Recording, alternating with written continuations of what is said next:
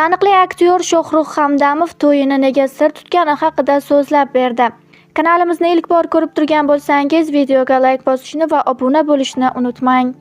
Ko'plab klip va filmlardagi obrazlari bilan tomoshabinlarga yaxshi tanish aktyor Shohrux Hamdamov Mirsodiqova bilan YouTube kanaliga bergan intervyusida to'yi bilan bog'liq ma'lumotlarni nima sababdan sir tutgani haqida so'zlab berdi.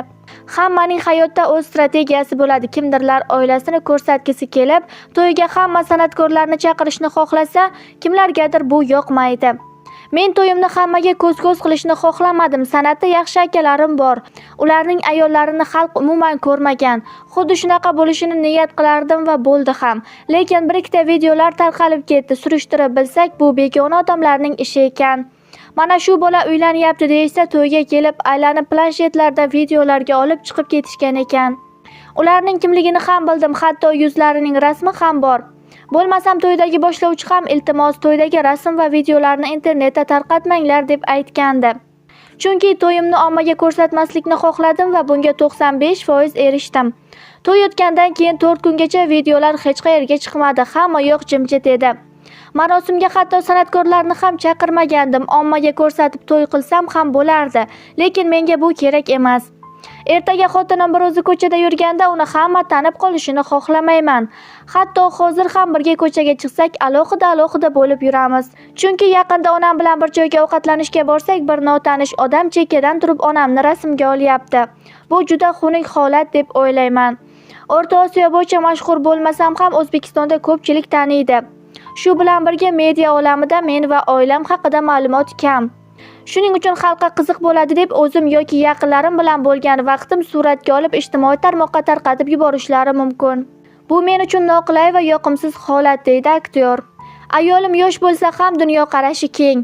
Ayolimni birinchi marta bundan 2-3 yil avval sport bilan shug'ullanadigan bir tanishimning oldiga borganimda uchratib qolganman. So'ng bu haqda onamga aytdim. Hammasi tezlashib ketdi. Chunki bu paytga kelib onam xuddi kinolardagidek qachon uylanasan deb urushib yurgan vaqtlar edi. Shuning uchun bittada sovchilikka borib hammasini hal qilib qaytishdi. 30 yoshda to'yim bo'lgan bo'lsa ham xayolimda xuddi 20 yoshdekman hali ham. Ayolim 19 yoshda mendan yoshroq, lekin gap yoshda emas deyishgani to'g'ri ekan. Dunyoqarashi keng, deyarli men bilan bir xil fikrlaydi. Yoshimiz o'rtasidagi farq umuman bilinmaydi. O'zimga juft topishga qiynalaman deb o'ylagandim, lekin bo'ladigan ish o'zidan o'zi bo'lib ketaverar ekan, deydi aktyor. Hali qiladigan ishlarim ko'p, oila qurishga tayyor emasman deb o'ylardim, lekin Xudoga shukr, Alloh hamma ishlarimni to'g'rilab qo'ydi. Oz bo'lsa ham karyera qildim, rejalarimga ulgurdim. Erta yoki kech emas, ayni vaqtida oila qurdim. Ayrim yoshlar 19-20 yoshda uylanyapti. Yaqinda ham bir 17 yoshli tanish ukam uylanmoqchiligini aytib qoldi. Ko'pchilik yoshlikda uylanish kerak deydi. Ammo menda bunday fikr yo'q. Odam oilali bo'lgandan keyingi hayotini ham o'ylab qo'yishi kerak. Baribir erkak kishining ayoli oldidagi vazifalari bor. Agar bularni hali eplolmasa, quda tomonning oldida ham sarg'ayib yurmagani ma'qul. Tanishlarim orasida ham quda tomon nimanidir olib bergan, qilib berganlari bor.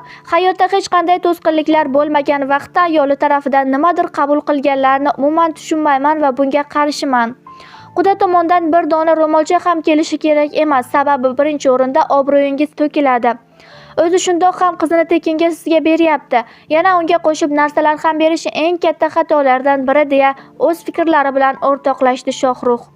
Aktyor partnyor aktrisa Aysanam Yusupova bilan bog'liq mish-mishlarga oydinlik kiritdi. Ko'rsatuvlardan birida aytilgan gapni keyinchalik kesib, montaj qilib ijtimoiy tarmoqlarda tarqatib yuborishdi. U yerdagi voqea aslida qanday bo'lgandi? Shunchaki do'st sifatida yaxshi ko'raman uni deganimni kesib, montaj qilib bo'rttirib yoyib yuborishdi. PR uchun ishlaydigan inson emasman, to'g'ri, balki bu usul ham yaxshidir, lekin men uchun emas. Bilmadim ular nimaga bunday qilishdi, balki ba'zi qavs ichidagi rejissyorlarda shu orqali ko'rsatuvning obro'yini ko'tarish maqsadi bo'lgandir. Ko'rsatuvga chiqishga rozi bo'lganim va qatnashganimdan afsuslandim. Ko'rsatuv yarmidan ketib qoldim, deydi aktyor.